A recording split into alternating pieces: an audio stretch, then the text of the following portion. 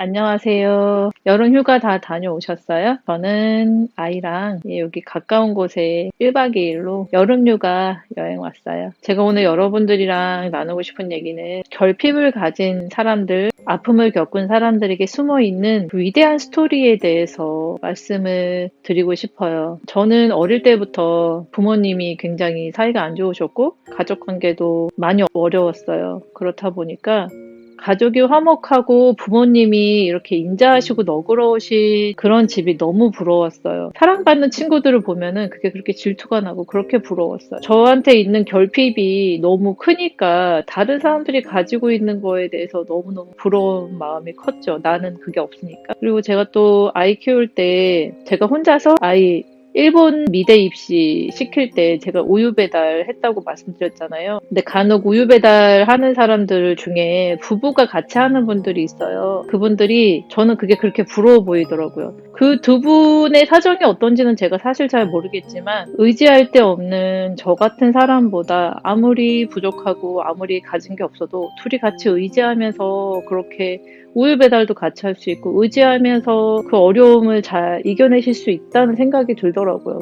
두 분의 마음을 그렇게 합치면 못 이길 게 뭐가 있겠어요, 이 세상에. 저는 부부라는 거는 그런 거라고 생각하거든요. 그런 분들 볼 때 되게 부러웠어요. 같이 의지할 수 있고 마음을 나눌 수 있는 사람이 있는 사람들이 참 부러웠어요. 저희 아이가 아시다시피 학교 폭력도 당했고 왕따도 당했고 진짜 되게 학교 생활이 너무 힘들고 어려웠거든요. 그래서 제가 어느 날 이제 블로그에다가 글을 이제 쓰는데 어떤 디자이너분이 학교 폭력을 당했던 경험이 있으시다고 그런 글을 쓰셨길래 제가 거기 댓글을 썼어요. 저희 아이가 학교 폭력 당했고 왕따도 당했었고 그런 아픔이 있었는데 이 아이가 그림을 그리고 싶어 해서 일본 애니메이션으로 유명한 대학에 입시를 도전했고 재수해서 이번에 대학에 붙었습니다. 우리 아이가 하고 싶은 얘기는 자기처럼 소외당하고 아픈 사람들에게 따뜻한 얘기를 전해줄 수 있는 그런 애니메이션을 만들고 싶어서 그림을 그리고 싶다고 그렇게 했다고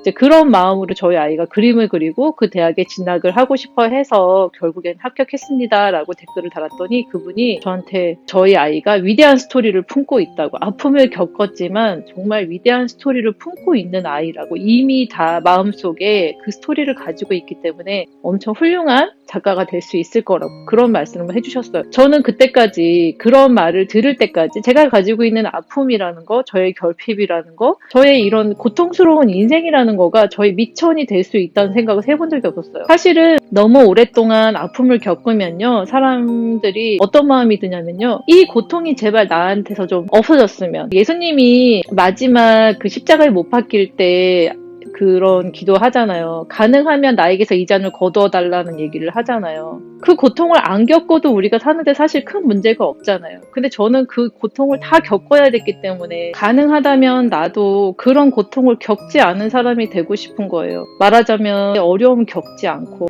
편안하게 자란 그냥 평범한 사람이 되고 싶었어요. 근데 이미 나는 그럴 수 있는 상황이 아니었죠. 저 같은 결핍을 겪은 사람들, 또 이런 아픔을 겪은 사람들은 마음속에 가능하다면 나한테는 더 이상 이런 일이 일어나지 않았으면 좋겠고 피해갈 수 있으면 피해가고 싶다고 생각하는 마음들이 있거든요. 너무 외롭고 너무 힘들죠. 그런 마음을 나눌 수 있는 사람이 없으니까. 근데 저는 제가 그냥 그런 일을 겪어온 사람이라고 나는 이런 아픔을 겪은 사람이야 라고 트라우마를 이겨내는 사람이라고 생각했었어요. 그때까지는. 근데 저한테 해주신 그분의 말씀이 이미 당신은 위대한 스토리를 가지고 있다라고 얘기를 해줬을 때 제가 저를 바라보는 시선이 달라졌거든요. 아, 나 이런 사람이구나. 나는 이런 스토리를 가지고 있는 사람이구나.